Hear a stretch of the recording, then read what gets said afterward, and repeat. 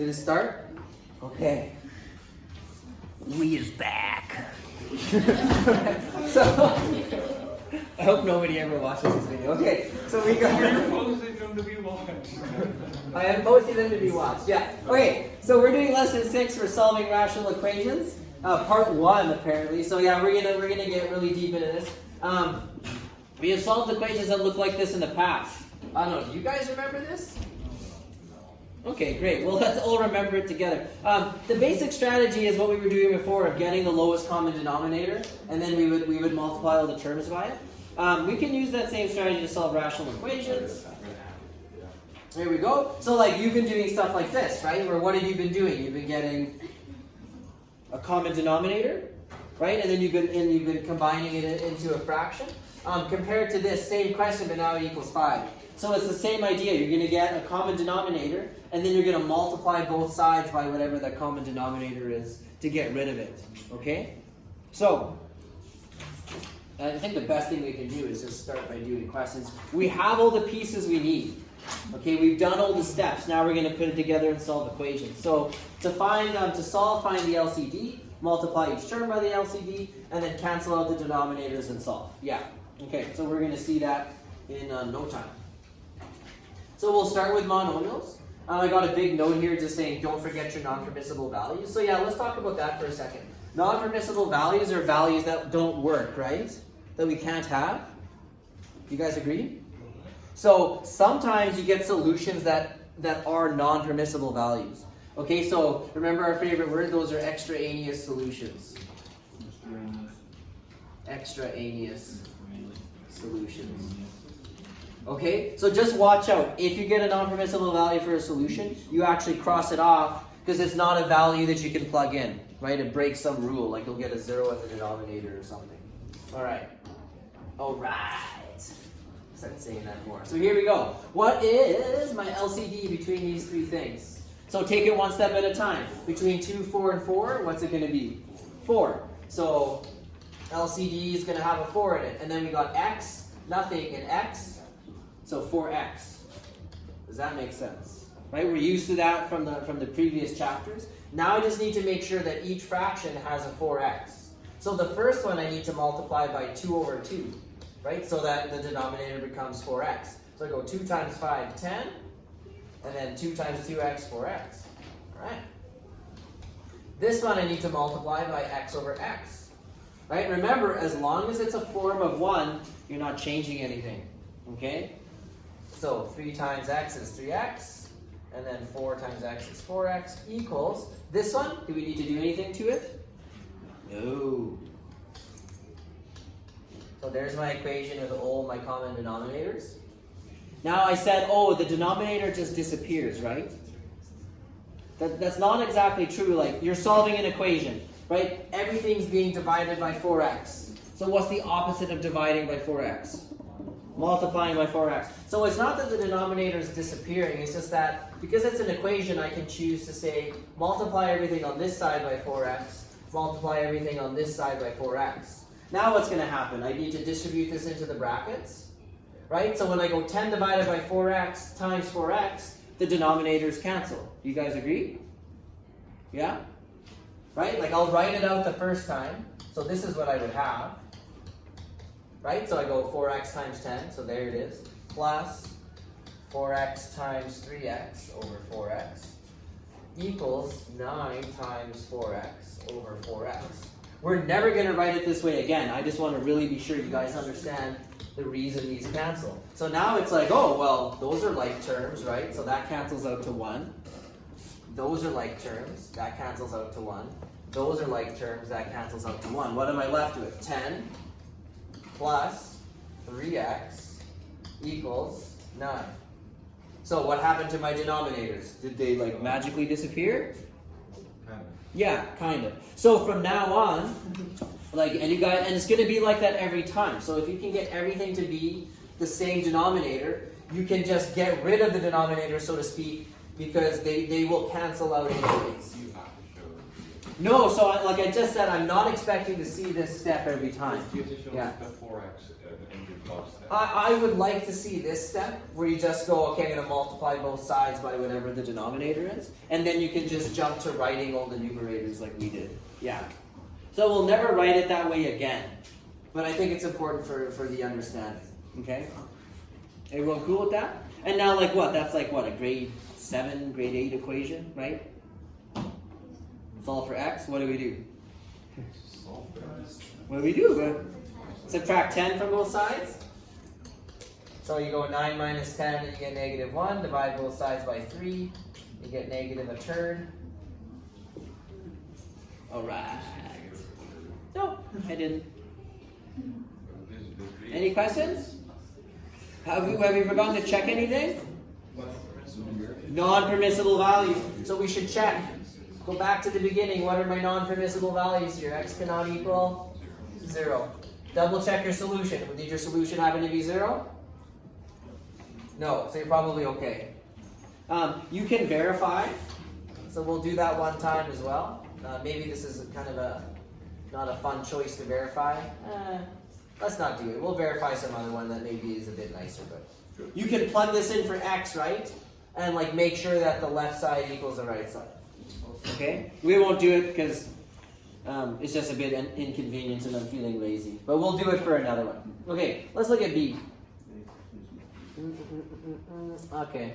I'm just going to write it on a new slide because I feel like it's really messy. Here we go.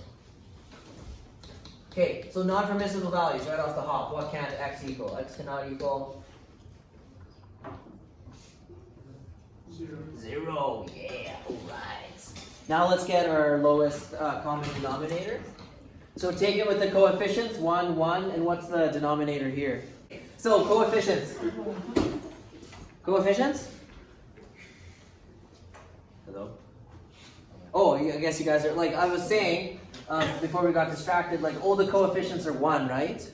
Yeah. So the coefficient of my LCD is going to be 1. And then we have an x and an x squared, so take the highest power. So I just need everything to have an x squared. Here we go, let's make that happen. Magic time. That one's x squared. This one needs to be multiplied by x over x, yeah? This one? By x squared over x squared. Make sure that these divide out to 1. Alright? So now we get 3x squared over x squared plus x over x squared equals, this one we didn't have to do anything to. Right. So what I would like to see is just the realization that, okay, at this point, I'm going to multiply this side by x squared, so I get rid of my denominators, and because I'm doing it to one side, and it's an equation, I'll do it to the other.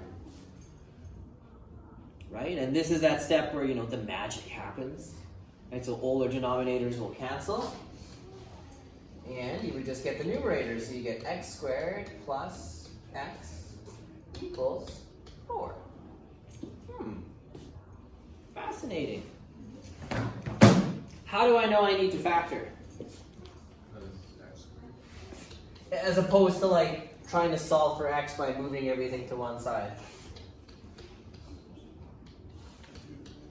So I need to factor because we've talked about this, it was a little while ago, but how do I know I'm going to have to factor? Anybody remember? Yeah, you're on the right track. There's 2 variables. It's not quite specific enough. Like, I think I know what you mean, but that's something to do with the x's for sure, the variables. If I just had this, what if I just had like 3 plus x equal 4? What am I going to do? Just solve, right? I'm just going to move the numbers to one side. But as soon as what if I had just 3x squared equal 4? Do I need to factor then? No, right? Because I would just divide by 3 and then do the square root of both sides, right? So as soon as you have the x squared term and the x term, you have to factor. That's when you know that you have to factor. So if you're looking at an equation and you see x squareds and you see x's, see both, whether it's on the same side or on different sides, unless they cancel somehow, you're going to need to factor. So write yourself a note. I need to factor because I have both, put that in big letters, both the x squared and x terms. Yeah, so when you see both, you got to factor. It's disappointing when I see students in grade 12 who still don't know that. So they're sitting staring at a question because they don't know what to do next. Okay, if you got both, you need to factor. If you got one and not the other, you can solve regularly. Okay, all right. So that means that I need to move this over to this side, and it's equal to 0, right? And now this is, oh boy, it's looking like a decomposition. There's no greatest common factor I can pull out, so I'm looking for two numbers that multiply to negative 12, and they have to add up to 1. So usually when they add up to 1, they're 1 apart. So I know it's going to be like 4 and 3, and then I just got to manipulate the signs. What do you think? 4 and negative 3? Yeah, that'll work. Okay, let's decompose. So I'm going to write plus 4x minus 3x minus 4 equals 0. Double check. 4x minus 3x is just 1x. Yeah? Agree? Okay, good. Right, if you double check as you go, then it'll save you a lot of time. You won't have to go back and check this question and then tell me you didn't have enough time or something. So remember, I like to jump straight to the answer. Because in grade 12, you got to be pretty fast at this. So what can I pull out here? I can pull out an x. Now, I actually kind of made a boo-boo. I didn't write these in the ideal order, but that's fine. I'm still going to get the right answer here. So when I pull out an x, I get 3x squared divided by x. So I get 3x, and then I get 4x divided by x, so I get 4. All right, what can I pull out from the next two factors here? Negative 1, right? You got to match this bracket. So I pull out a negative 1, and then that would give me 3x plus 4. Done. I'm solving for x. So what's the name of that property that we use at this point? Yeah, that's good. Zero product property. Woo! So this one equals 0 is going to give me x equal 1. This one equals 0. Let's do a division line there. This one's going to give me x equal negative 4 over 3. Check and make sure we didn't get a non-permissible value. So I can't remember. I think just the non-permissible value was 0. So these should be two possible solutions. The only way to know for sure is to go verify. Oh, let's do a verification right now because this one's really easy. Verify x equal 1. So you go back to the original equation. I do my best to remember it. It's 3 over 1 plus, is it 1 over x? So I'm going to plug in 1, and it was equal to, what was it? 4 over x squared? So 4 over 1 squared. So you substitute it in, substitute your answer in, and then this will give us 4, and then this will give us 4. So 4 equals 4, yep, so x equals 1 is the solution. Okay? Sometimes we ask you to verify the solution to like show us the verification. So it'll be like solve and verify or something. If it just says solve, then you're okay to stop at this step and just make sure you toss any non-permissible values. Okay? In grade 12, lots of questions, you'll get 2 or 3 solutions and like you'll always be rejecting one. It happens quite a bit in grade 12. Okay? Questions? Hooray! Guys feeling good about this? Great, because we're going to make it harder. These are just try it yourselves. I will quickly, if you want to just quickly throw in the answers, so if you go home and try them. So same as the last questions, this one's x equals 1. Yep, and then the part B over here, I got 2 solutions. I got x equals 3 halves and negative 2 thirds. Alright. Alright. Good to go? Anybody keeping track of how many times I said alright? Yeah. Being around you guys all day would really make me sad. Huh?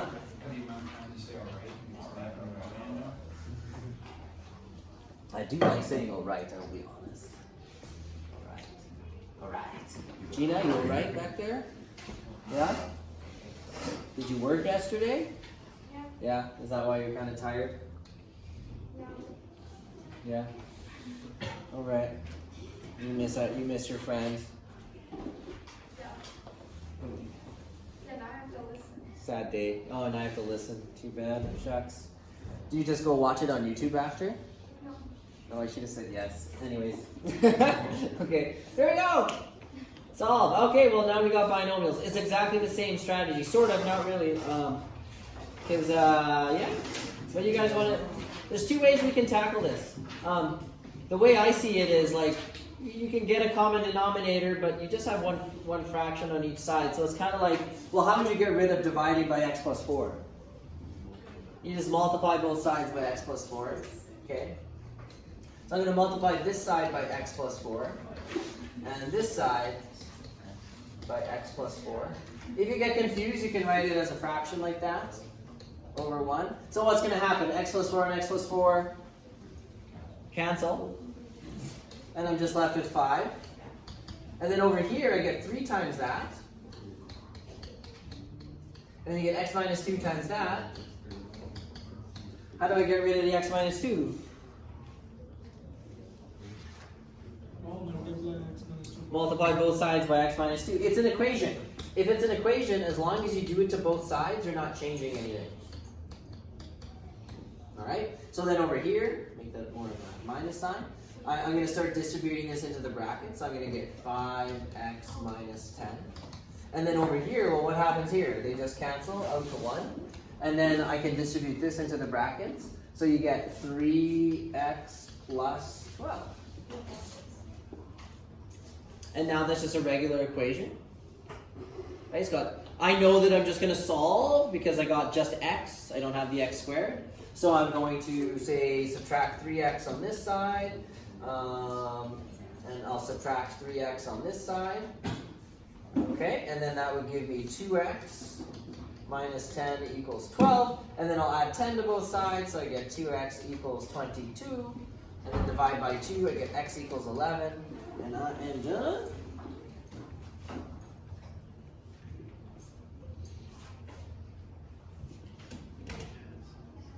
I mean, you don't have to show that much work, but because it's your notes, I would. But, once you got to this step, and then I'd be okay if you jump to an answer. Be careful, though, skipping so many steps. Our brains are really not very good at keeping a lot of information in them. So, I think you can remember, how many things can your average person remember at once? Like, simple things. Is it 2 simple things? Wow. I'm probably half a simple thing. Alright. Double check and make sure it's not a non-permissible value. So our non-permissible values at the beginning were -4 and +2. So that doesn't seem to be the case.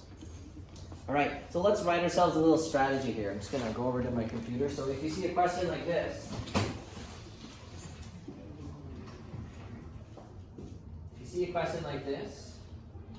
we need to multiply both sides by each denominator in order to solve. So that's the strategy.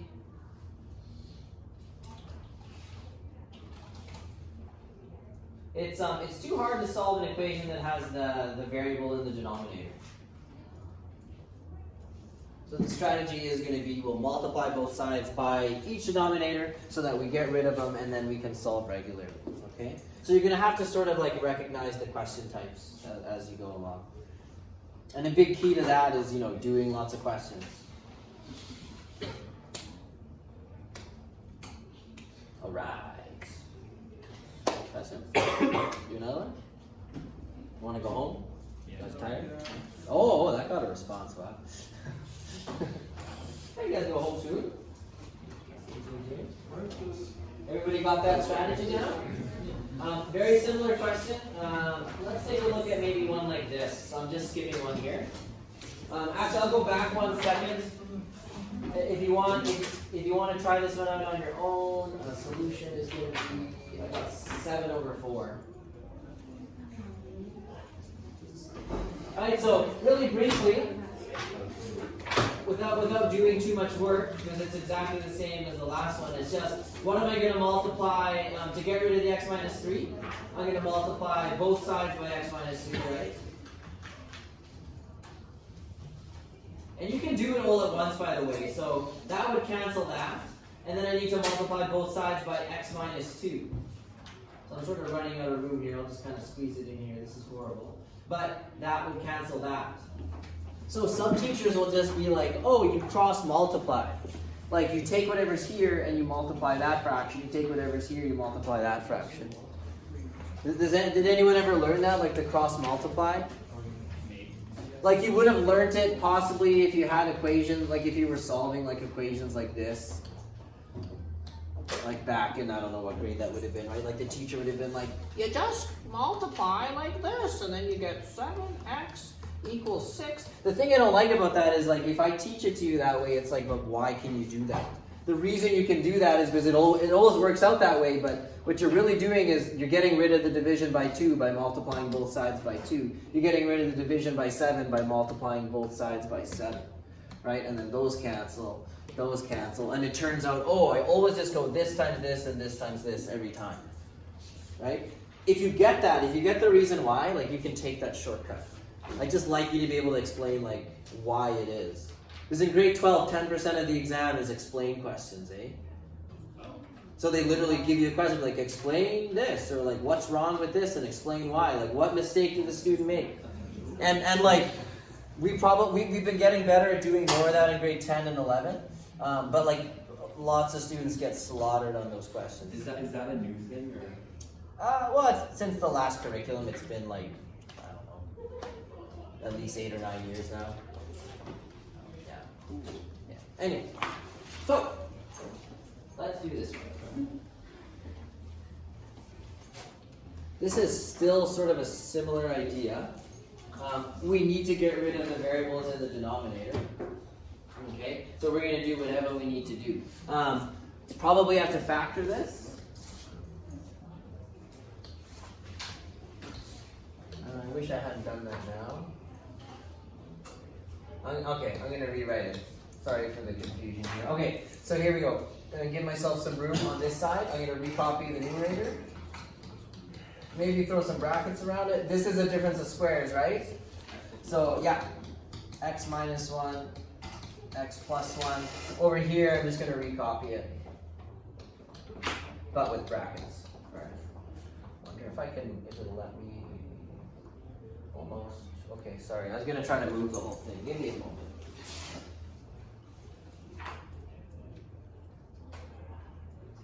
There. That way I can do my work around it. You know what I mean? All right. So, how do I get rid of the x plus 1? Multiply both sides by x plus 1. What happens? Okay. Alright, there we go. X plus 1 on this side times x plus 1 on this side. Now, let's see what happens. When I do that, this x plus 1 would cancel that x plus 1. Agreed? Yeah? So those two cancel. Those two cancel. I still have an x minus 1 I need to get rid of. So what am I going to do to get rid of that? Yeah, you betcha. Multiply both sides by x minus 1. Very good. So I'm just trying to do this all in one step, so you don't need to do a bunch of rewriting. So on the left-hand side, well, the x minus 1 and the x minus 1 would cancel out to 1. So on this side, I just am left with 3x plus 1.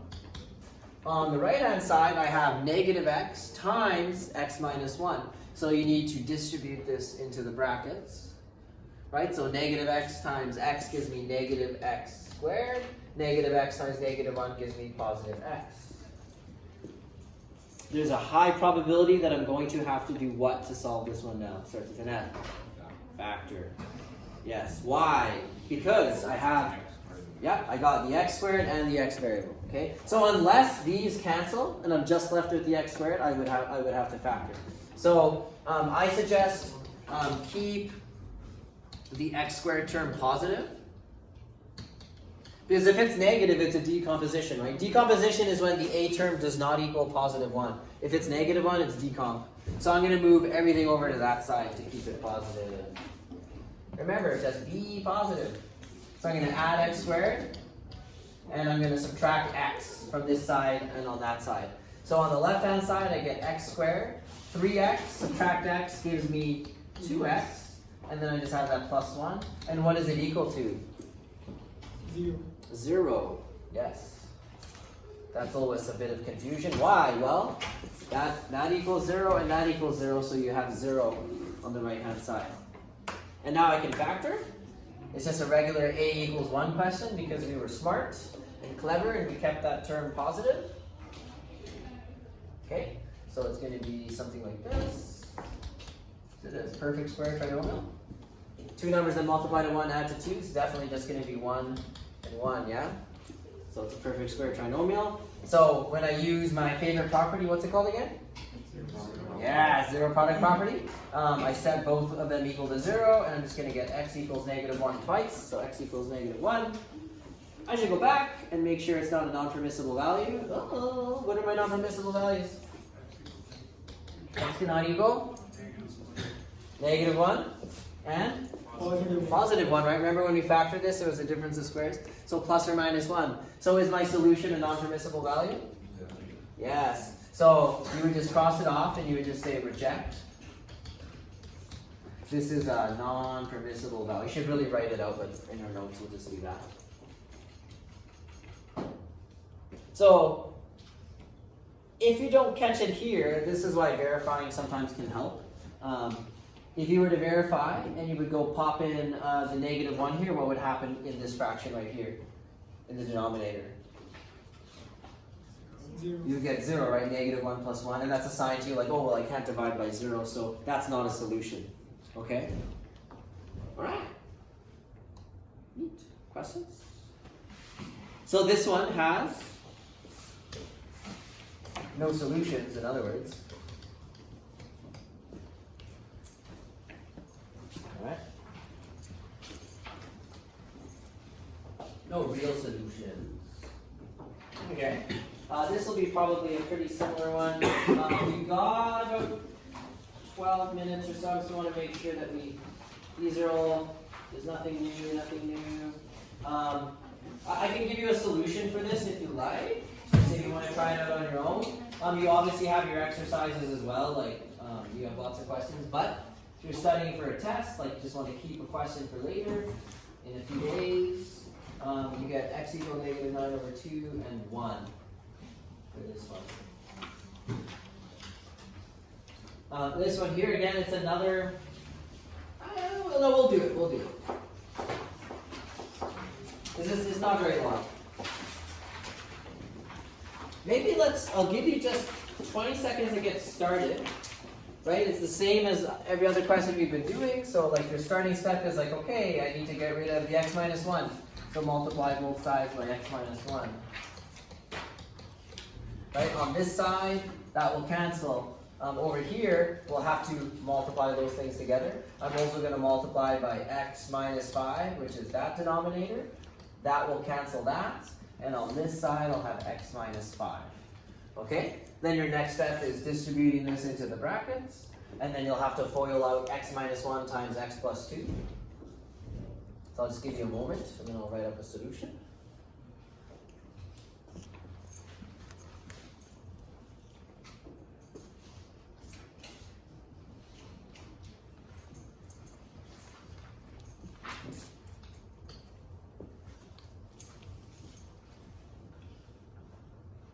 All right, on the right-hand side, x times x is x squared, and x times -5 is -5x. Over here, you got to FOIL it out, right? So you get x squared, and then you're going to get a positive 2x, a negative x, so you get just positive, or sorry, what did I say?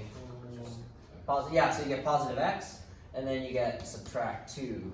Can you guys confirm I did that right in my head? Excellent. Now, from a distance, it looks like I have to factor, yeah?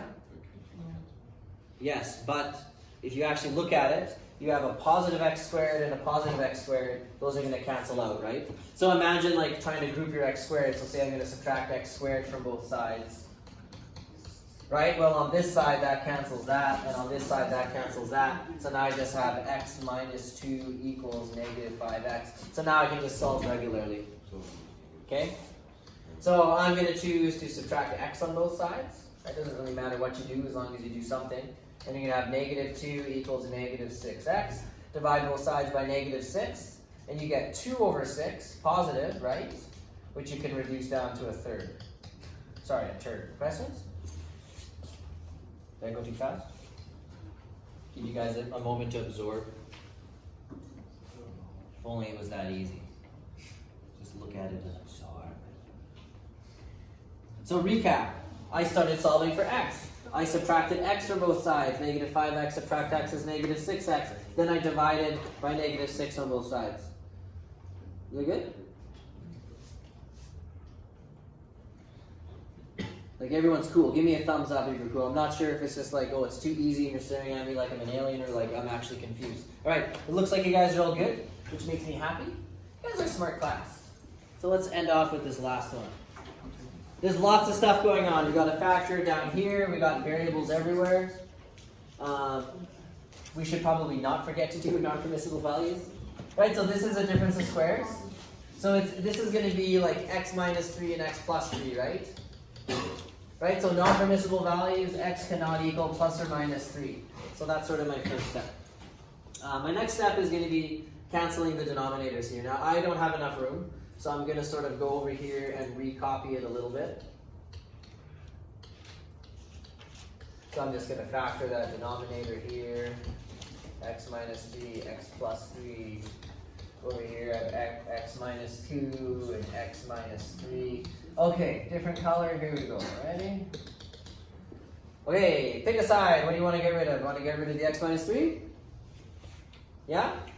So we're going to multiply this side by x minus 3 and this side by x minus 3. So by doing that, we would cancel the x minus 3 on that side, cancels out to 1. And we're happy because it also cancels it out on that side, so that's great. We need to get rid of the x plus 3.